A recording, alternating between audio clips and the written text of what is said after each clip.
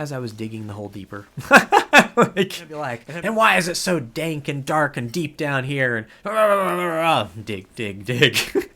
I realized through some of my own counseling as a client is that there were these places where I kept, in some ways this has some similarities with the re-traumatizing, except for that it's like, it's not a re-traumatizing that's going on, but it does have a similar rehearsing quality, right? Like I would keep circling around something and I would whine about it and I'd complain about it. I'd have even a lot of emotion. I might even cry some, but I wasn't actually entering fully into the pain in a way that was healing, right? Like it's a very interesting quality. So whining, similar to the re-traumatizing thing, there's a disconnect happening. There's a lack of connection. With whining, though, on an unconscious level, there's actually a blocking of connection. Like this is part of what's really interesting. So the re-traumatizing dynamic is more of a passive experience, right? Like we're flooded and this experience takes us in this horrible way. Whereas whining is much more active, even if we're not conscious of it. There's a way in which we get a sense of power, a sense of control, not real power, not real control, but there's the illusion, right?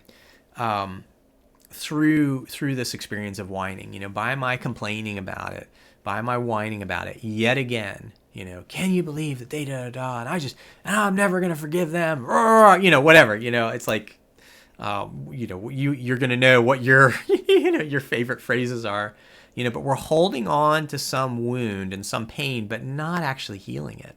And so I kind of think of this, it's like enshrining it, right? But like behind glass. I'm not actually going to go in there and hug and hold that wounded part of me. I'm just going to like put it there like an exhibit and be like, hey, look at that. Look, everybody remember, this is what happened to me and how terrible they treated me and right? Like, there's usually a lot of anger with it, right? This might be something that's going on a lot in our culture. But it's not an anger that moves through into sorrow, right? It's an anger. It's an anger in some ways that is unconsciously demanding that somehow I should be able to make that thing not true. This is where where it's not honest, right? Like there's a dishonesty, there's a resisting of the truth that the awful thing did happen to me. The awful thing did happen to you, right? And we can't change it. We cannot go back in time and change it. We can change our experience of it. We can actually go and be with those hurting parts of us. We can open that glass door and go into that display case and we can actually be with the pain. We can actually allow connection to come with us, right? And allow ourselves to feel the sorrow.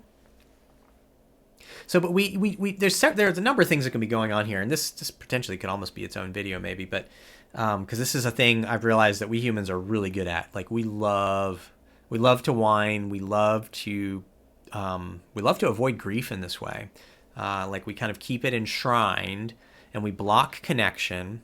We say, oh, it's okay, it's not that big of a deal, or whatever, or somebody tries to really comfort us and we just move towards the anger. I just want to be angry about them. I don't want to be sad about it, right? We're by blocking the sadness, we're blocking the medicine. We're blocking what would actually help us heal, because kind of deep down we don't want to heal. And so there's several potential reasons. I'm going to just touch on a few.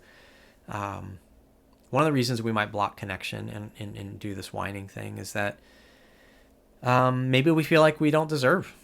Maybe there's maybe part of what's twisted around in here is some shame stuff, right? Or maybe kind of the opposite of that is, well, if I actually let the connection in, that's going to stir up, and not that we're conscious of this, but it's going to stir up in us.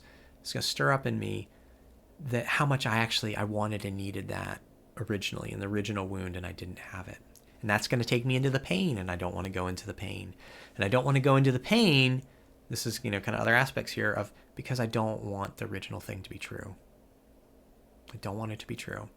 And so I like a child, I don't mean that in a mean way, just a descriptive way, but like a child, I'm holding out a fantasy. I'm demanding, I'm throwing a temper tantrum in my whining trying to coerce the world, coerce the universe, coerce people around me, coerce God, all of the above, into somehow making it not true.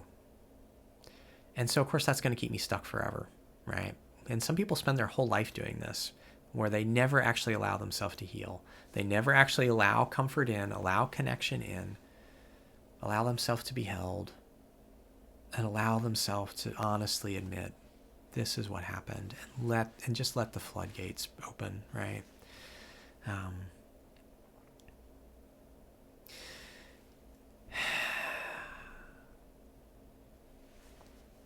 Yeah.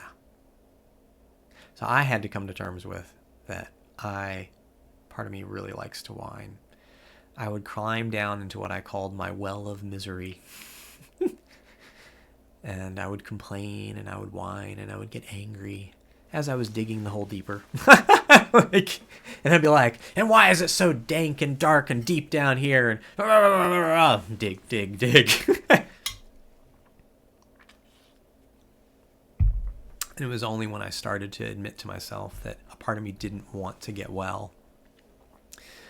And why I didn't want to get well, because if I allowed myself to get well, this is another aspect, another kind of dynamic. If I allow myself to get well, then it felt like, well, then they get away with it.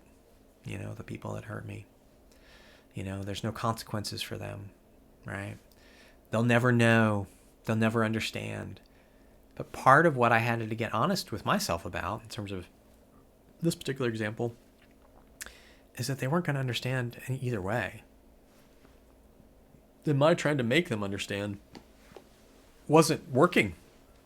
And no amount of my putting off my grief, ignoring my grief, was going to make them get it.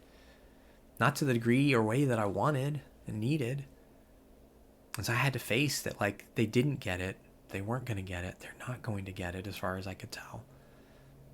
I had to let go of that.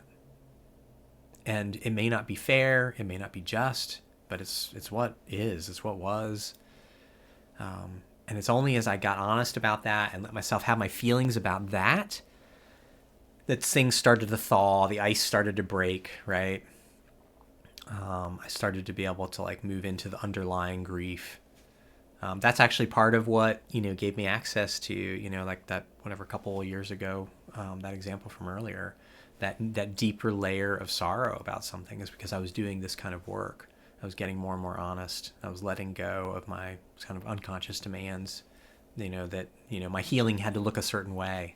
And it's I can't control other people. We don't have that power, I'm a therapist, right? And sometimes people are like, can't you just da-da-da? And I'm like, it's not how it works. I can only help somebody do what they have some desire to do, right? I can't actually make anything happen. Yeah, we love our fantasies about that, but that's not real life.